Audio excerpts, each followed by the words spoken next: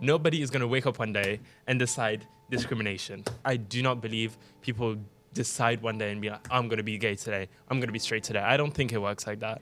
Yeah. And there was a lot of questioning and, harassment and bullying. Harassment? Yes, and embrace being gay, being a Christian. Yeah. And both of them can go hand in hand. But I've always known that I wasn't really, really, really attracted to women. Like, I've always known. Really? I pretended to be straight. I've pretended, but I was not fooling anyone. I've pretended to be straight, but I've never had a girlfriend. I've never kissed a girl. I've never done anything with women.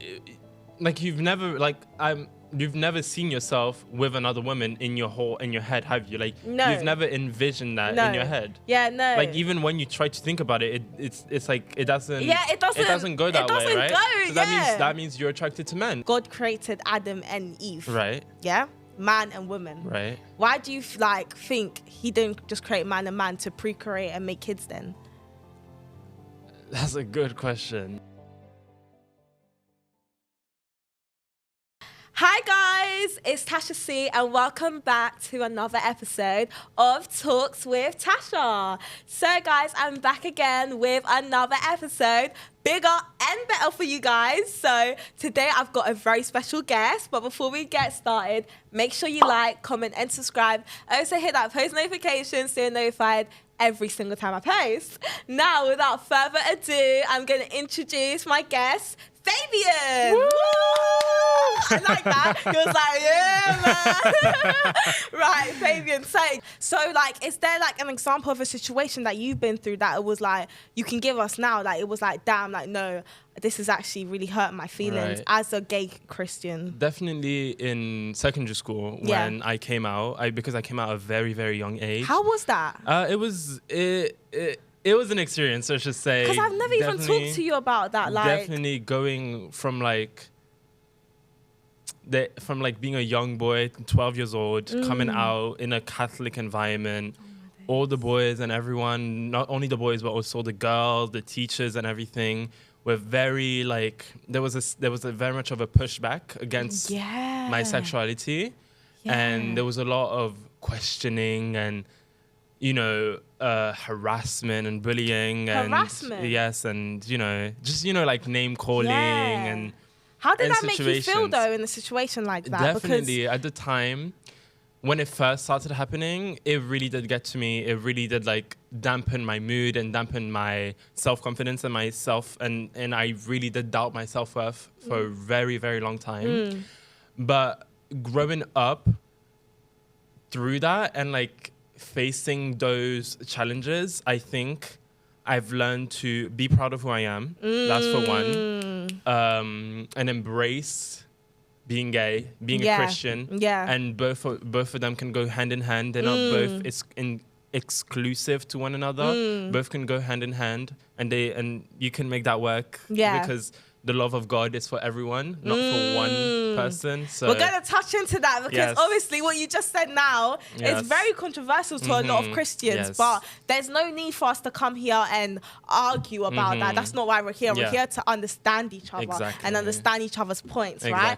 I'm going to ask you a question now, not from a I don't agree with this point of view, but from what somebody else might be thinking who's watching this, right? So in the Bible, it said that God created Adam and Eve. Right. Yeah? Man and woman. Right. Why do you think he didn't just create man and man to procreate and make kids then? That's a good question. I know. It's a very good question. I'll give you time to think about it. Because I was just wondering, because obviously I was doing my research for this podcast, and I was thinking oh, that's true. I watched somebody else say this, and I was like, that's actually true. Right. Why didn't he? There must be a reason. Right. I think I do believe that Adam and procreation is a gift that was given to us by God, and that was given to us to, I think that's the purpose of life, to procreate, to rebuild the next generation and, Yeah. But I think also God not making man and man or woman and woman the default, or what would you say, the norm, I guess, in creation for procreation, is that it's not logistically possible. Yeah. For a man to recreate but that's why a lot with of a man. but that or a woman to procreate with Yeah. a woman. But I mean, it's how life is. I mean, actually, it's how life is. You know, like gay people. But I think we should still accept that gay people exist and that they are also God's children. 100%. And that they don't have a sort of mental like imbalance or 100%. like it's a choice. I think it's how people are born, and I don't think it's, you know, something that God had not created. I think God created everyone, and everyone has a certain purpose in life. Amen.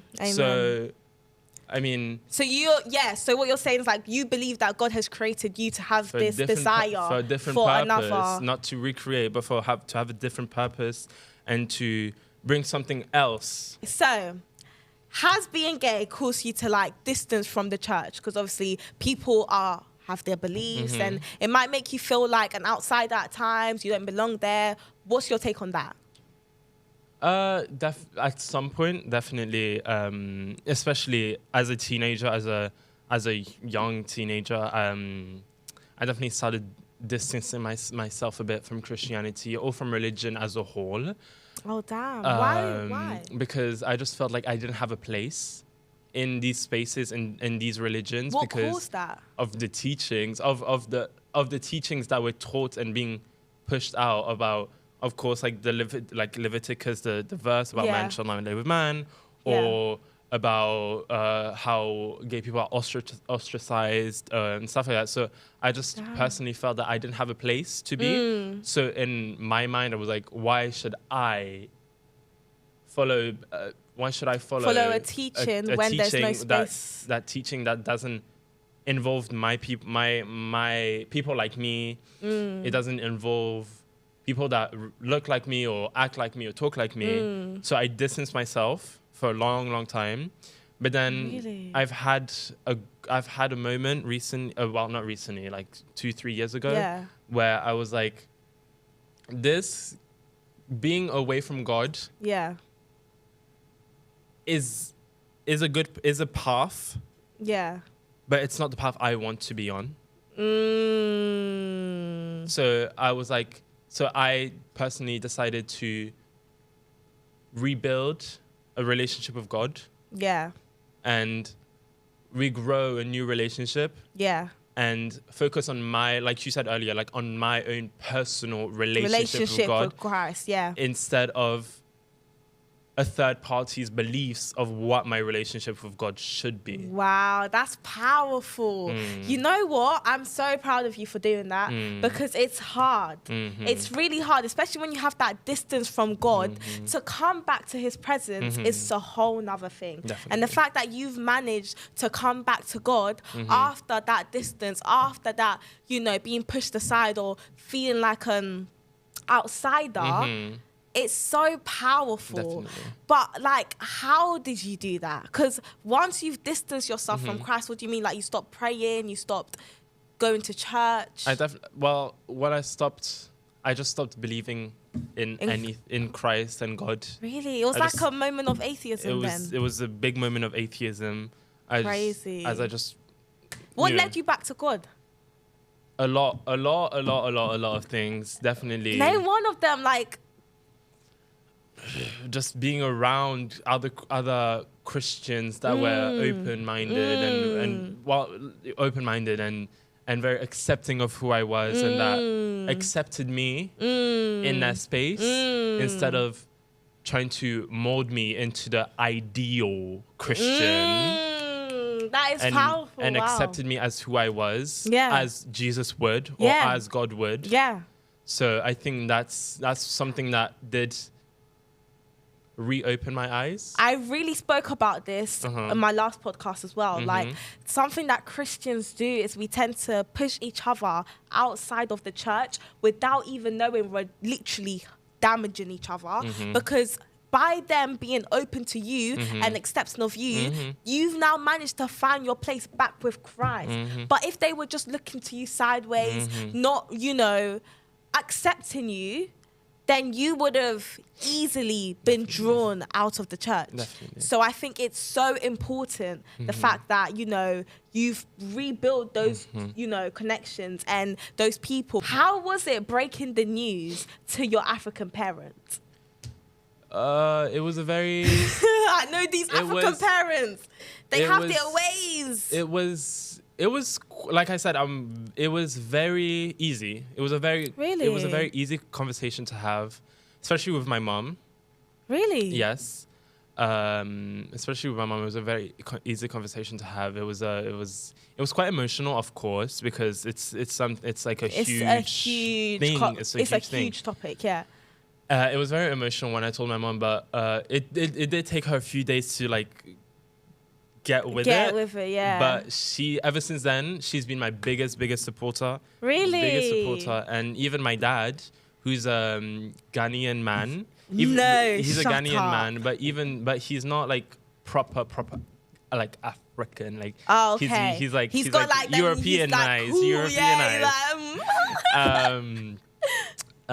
What's it called? No. So even though I didn't tell him at first, when I did tell him, it was a shock to me because I would have expected him to have a negative reaction to it. Yeah. But he was very, very accepting and very, very, very like open about it. Really? And he wasn't.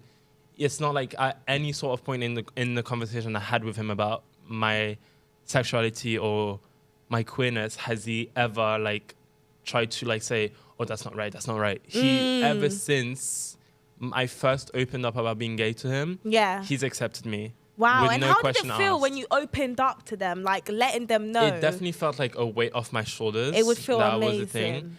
But it was very emotional, I'm not gonna lie, because it was something that I had, especially with my dad. Yeah. It was something that I had, like, I was so anxious about telling him. The emotion. I was anxious, so when I said it, it was like, whoa. In high school, all the times I would get called like words, like batty man, batty boy. Chill with that. Fire for that. Yeah, exactly. Like words like that, and yeah. and like the F slur and stuff like that. What? So in those moments, I would call it out. Yeah. And they'd be like, what? No, yeah, no, I don't really care. Like, I don't care. You're gay, so I should get to call you that. You're gay. What? You're gay. But it's not. Oh yeah.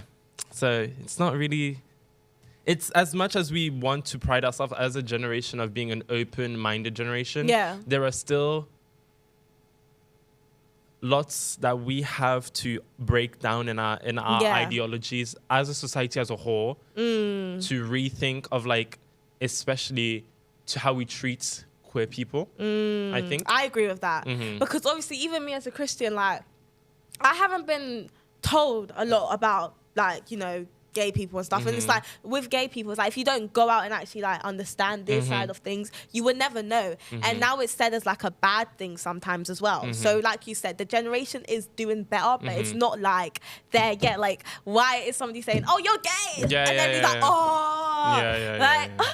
That's actually really, like, people actually have feelings. And obviously people like you, that's hurtful to say that out loud. Like, and if anything, that's not the way to go about it. Like, I'm a Christian. Obviously, I believe in the Bible. And in the Bible, it does say man should not lay with man. And I do believe in that. But it doesn't mean that I can't come here and sit and talk with you and still understand what you're saying now. Do you get what I mean? When people make it like, nah, that's a bio to be gay.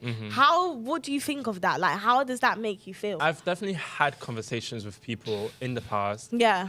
Where they were like, "Oh, are you sure you're gay? Are you sure? Like, are you sure you're not just doing it for the attention? Da, da, da, da, da. Are you sure? Like, have you tried? Have you tried?" They would say that. But this is not something a lot of people are gonna enjoy hearing. But why would I not know I'm gay if I haven't tried being with a girl? How do you know you're straight if you haven't tried being with a same gender person.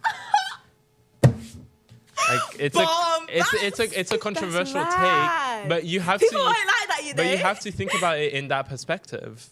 Because wait, what you just said now is like, how would I know if I'm straight if I haven't tried being with a girl? But how would you know? Wait, how would I know I'm not straight? If I'm how would you know you're not gay if you haven't been with a person of the same gender? Why should I have to have tried it to know, right? Yeah. Have you not tried? Wait, were you not straight before you were? Because you said no. But you said it was 12 when you were 12. That's when, but was that when you came out? Or? That's when I came out. But I've always known that I wasn't really, really, really attracted to women. Like I've always known. Really? I pretended to be straight. I've pretended, but I was not fooling anyone. I've pretended to be straight, but I've never had a girlfriend. I've never kissed a girl. I've never done anything with women or boys or anything. But no, I just know. It's like, you know when you're walking along the street and you see somebody and you're like, like that person is like really attractive. I have never had that with a woman. I've never looked at a woman and been like, oh yeah, like she's fit. Like I can appreciate beauty. I can appreciate, oh, she's pretty. Yeah. But I would never in my head, I would never be like, oh yeah, like I definitely see myself being her boyfriend. Really? Or being in a committed relationship with her. Really? But when I think of me being in a committed relationship, I think of a husband or, like you've never seen yourself with another woman in your head, have you? Like you've never envisioned that in your head. Yeah, no. Like even when you try to think about it, it's like it doesn't. Yeah, it doesn't go that way, right? So that means you're attracted to men, and so it's the same for me. I've never ever seen myself with a woman. Wow. And that just that just makes sense. It's not a thing where it's like some people though were like, oh yeah, I was straight, I did like girls, and they wake up another day and it's like, oh, I like men. That's not how that works. Well, that's not how I think.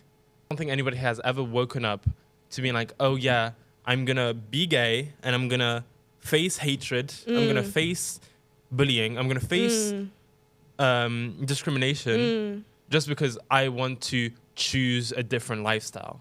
Yeah. I think